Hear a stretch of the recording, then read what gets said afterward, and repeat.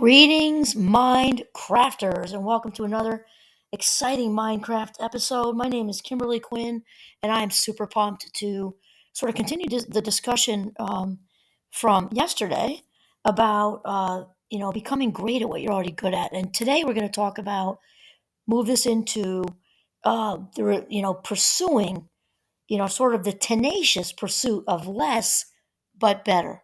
So I've been talking about essentialism here and there throughout some different episodes. And, the funny thing is that oftentimes when I'm, discussing something, it's because it's something I really need to kind of, address and work on myself. And that is definitely true with essentialism. I am in with both feet right now, though I'm definitely a grasshopper, as they'd say. I'm a novice, kind of like having your white belt in karate or something. And just because I love having a ton going on. I love juggling lots of balls in the air.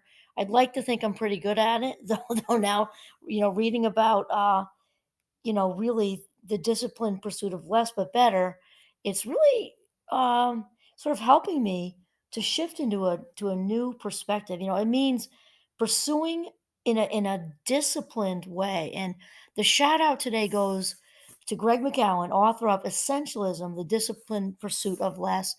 And I mentioned a few times that I've joined up with this fabulous mastermind group, or I don't know if it's a club, it's a group, I guess, or whatever. But they're just fantastic people. So authentic, brilliant, creative, um, just amazing. And they are all fans of this book and essentialism. And it's really, I've talk about a light bulb and aha moment, as Oprah would say, aha moments. I have like light bulbs going on all over the place. So we're gonna kick this off and grab it like a football and run after the last episode. Lots to say here. So, yesterday we were talking about, basically what is the core mindset of an essentialist. We talked quickly about the three things: individual choice, meaning that your schedule is your own. So, when somebody says, "Oh, I'm so busy, I can't make it, I don't have 10 minutes to call myself," or whatever, that nowhere to point that finger but one place, right? Because no one else is in charge of your schedule but you. And then there's the prevalence of noise, which is, almost everything is noise. So essentialism is about sifting through all that, honing in on what is the one thing that's important. And then lastly was the reality of trade-offs, which is personally my hardest thing to deal with because I'm a shiny object chaser.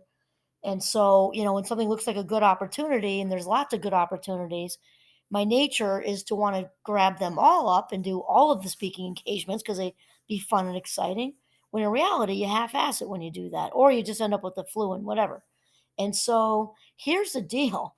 And Greg McKeown comes right out and says it: if you don't prioritize your life, someone else will. And so when we're talking about, putting this core mindset of the essentialist to work, that's again the three things of individual choice, presence of noise, and reality of trade-offs. To hone in on that one thing, this step one, my grasshopper self is still working on this. And the first step of being able to hone in on that one, maybe two things. There's an essential. The essential is pretty much hone in on one big thing. And I know for myself, I have a close second right now, so I'm working on that. But the first step is to explore. And that means Greg says, discerning the trivial many from the vital few. I'll say it again: discerning the trivial many from the vital few. So Greg goes on to say, one paradox of essentialism is that essentialists actually explore more options than their non essentialist counterparts. This actually surprised me when I first read it. Then he says, whereas non essentialists commit to everything or virtually everything without actually exploring, essentialists systematically explore and evaluate a broad set of options before committing to any. Because they will commit and quote unquote go big on one or two ideas or activities, they deliberately explore more options at first to ensure that they pick the right one later. Because they're kind of putting their eggs in one basket, as they say, and I think I mentioned it in the last episode. I really heard it loudly when Will Smith was. I was in an interview like forever ago, over a decade, I think, a long time ago. He was talking about his dad and building a house or something. I don't know. But he said the whole thing with plan A is go full throttle. You don't want to have a plan B because plan B takes away energy from plan A. So instead of going full throttle with 100%, you're going at it with 70. Think about that. It doesn't make a lot of sense. And we're not talking about, us, there are exceptions like the circumstance when, if you're trying to find a place to rent and you don't have a backup plan, that's not the best situation, right? But we're talking about, we're talking about your calling and, running on high octane passion. That's what we're calling. And that's what we're talking about. Sorry. Then I really like how Greg gives us sort of the visual of a Google search engine, right? So if we punched in there, good opportunities for me to be doing, right? Theoretically speaking, with just pages and pages and pages, it's so broad, right? So the essential is doing what they call an advanced search, right? An advanced search.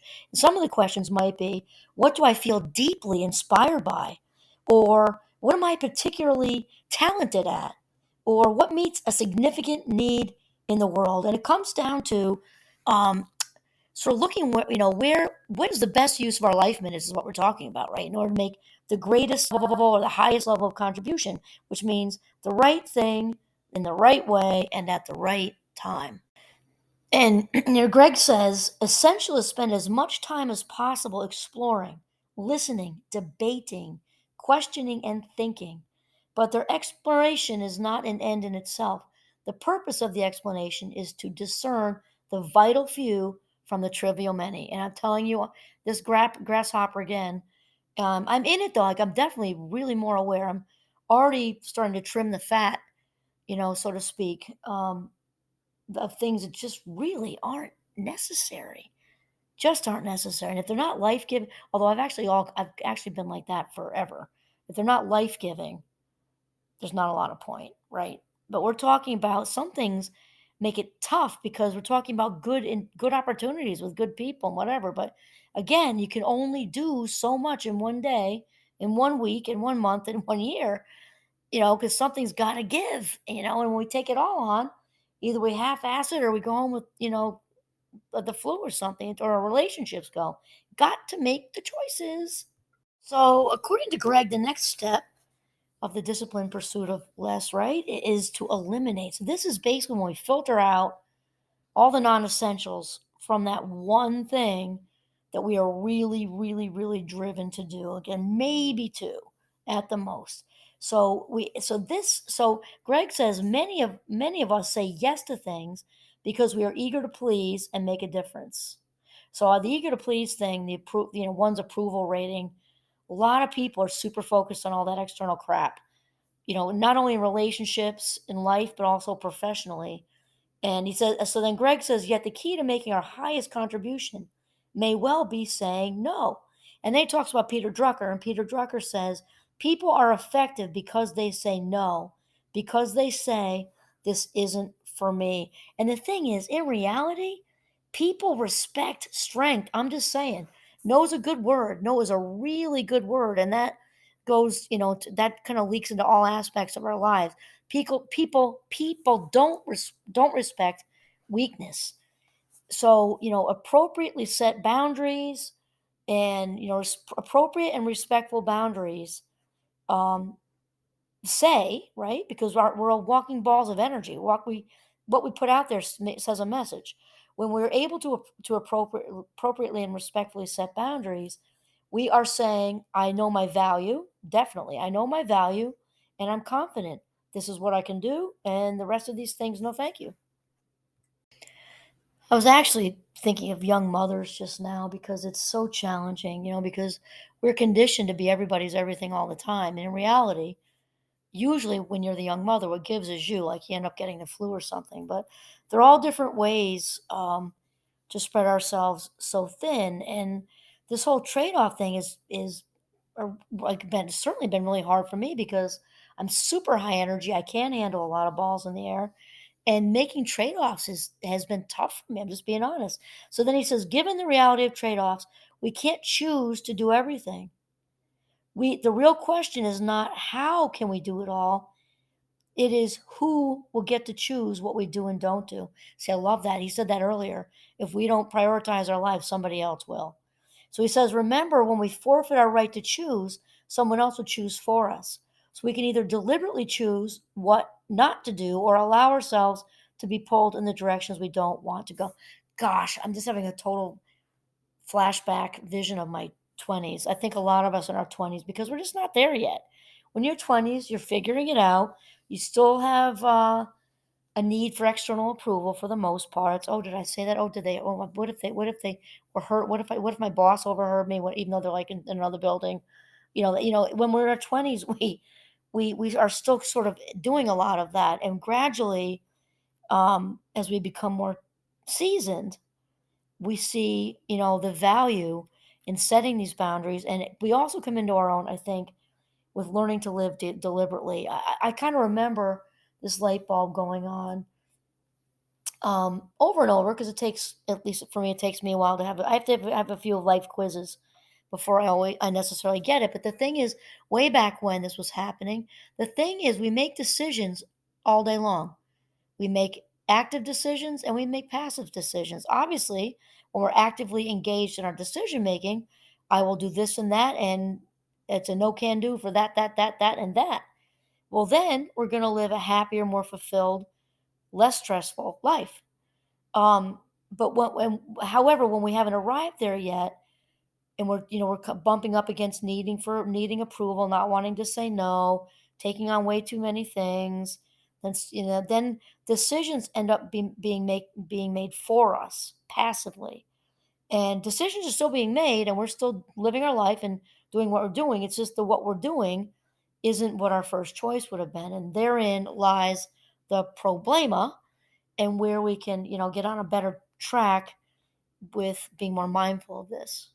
The third step, according to Greg, is the execution of the whole thing. So it's kind of getting rid of what's in the way so that we can kind of execute our essentialist plan. That's what we're talking about here. So he says, in order to execute, okay, whether our goal is to complete a project at work, reach the next step in our career, or plan a birthday party for our spouse, we tend to think of the process of execution as something hard and full of friction, something we need to force to make happen.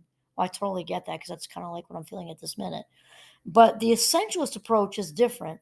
Instead of forcing execution, essentialists invest the time they have saved into creating a system for removing obstacles and making execution as easy as possible. I love that.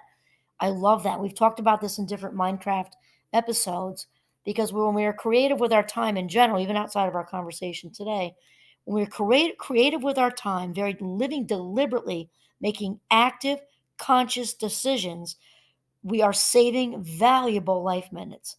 Our most precious commodity, we are saving valuable life minutes.